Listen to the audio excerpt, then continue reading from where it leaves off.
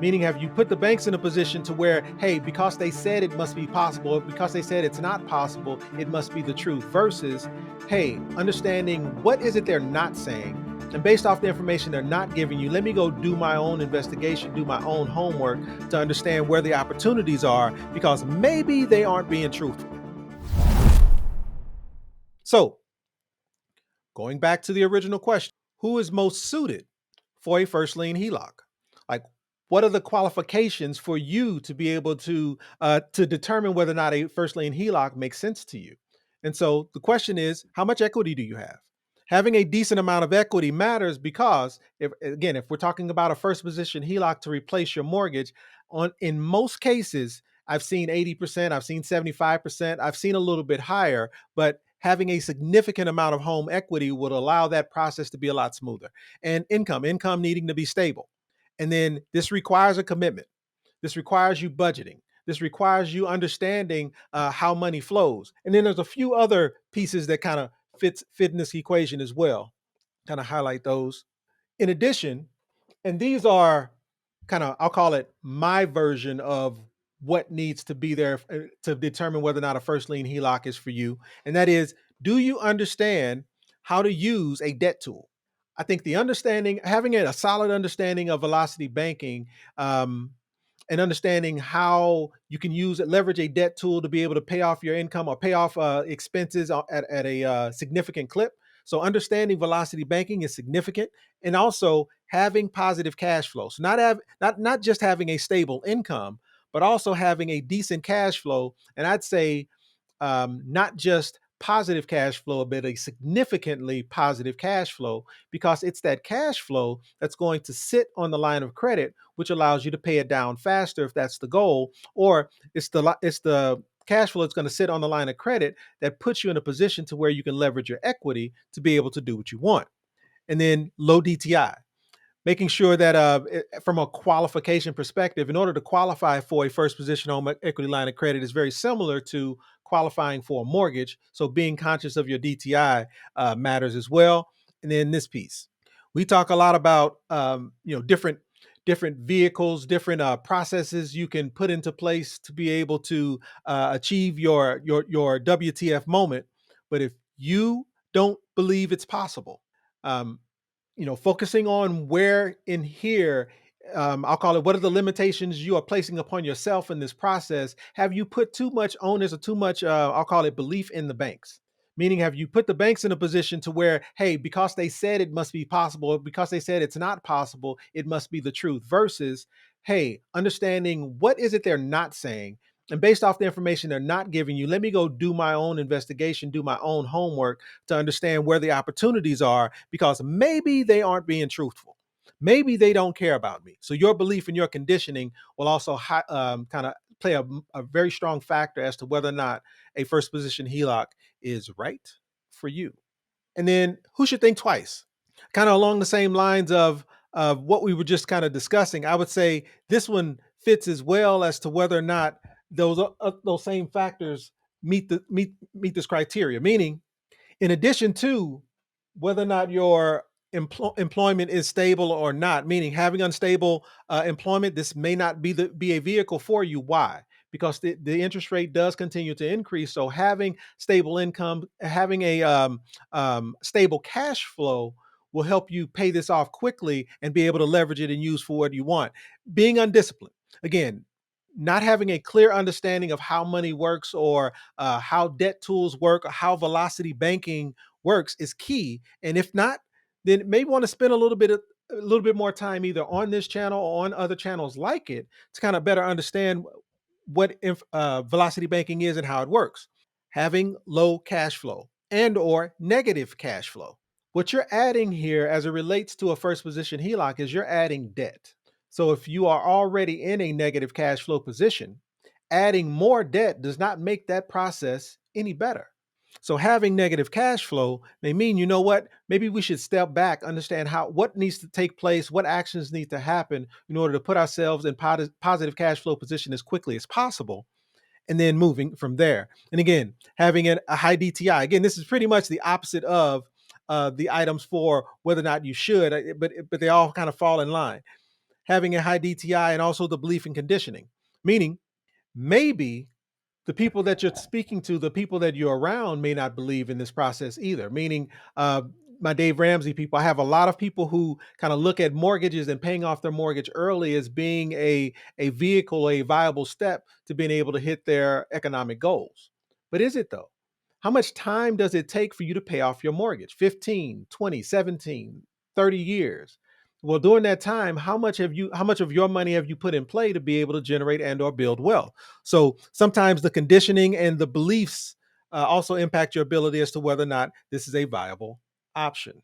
And so, just to highlight a few things, and so I know I'm moving pretty fast. If you have an opportunity, take a picture of the QR code below. But the piece I wanted to highlight is this: this isn't about telling someone what to do, it's about asking, what else do you need? Literacy is great, but we have to then tailor it to meet the people where they are, meaning this is not for everyone. And understanding where you are in this space and understanding what the knowledge gap is and how to close that knowledge gap is pretty critical. And ultimately, all we're saying here, and again, we've talked about this before, specifically on this channel, is that is you can have the right knowledge, you can have the right vehicles, but none of this matters if you don't have the right you. Meaning, this is that conditioning part, understanding where you are and what are the opportunities required for you to be able to close that gap between understanding how this process works and what you believe to be true today. And again, going back to that original slide around where are you getting your information from, who's educating us, do the banks see this as a viable option? And if they don't, instead of saying, because the banks don't see it as a viable option, I'm not going to do it, ask the question, why? Who benefits from you not being able to leverage your largest asset, your home, to be able to put yourself in a position to be able to generate income? Who benefits?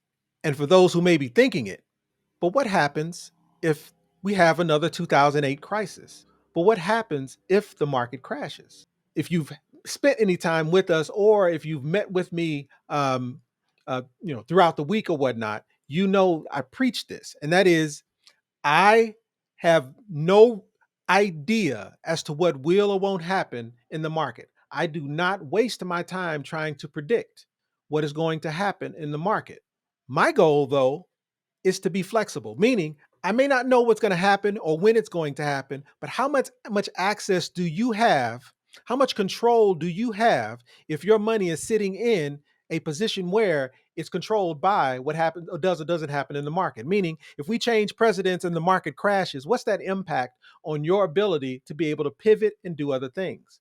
So while I can't dictate or determine what the market will or won't do, I at least can put my money in a position to where, regardless of what happens, if I need to pivot, I can. So, what having a first position HELOC allows us to be able to do is, regardless of what happens, if I need to be able to take action, I can immediately take my debit card and take that action. I don't have to ask for permission. I don't have to request. I don't have to fill out loan documents. I don't have to wait for someone to give me permission to be able to take action. And I think that's the objective, at least if we could gift anything else to the people watching, that is, what are those things how can you put yourself in a position to where, regardless of what happens with the market, knowing that you can't predict what will or won't happen, you can at least put your money in a position to where if you needed to pivot, you can. If you needed to all of a sudden convert from cash over to gold, you can access your cash as quickly as possible to be able to make that transition.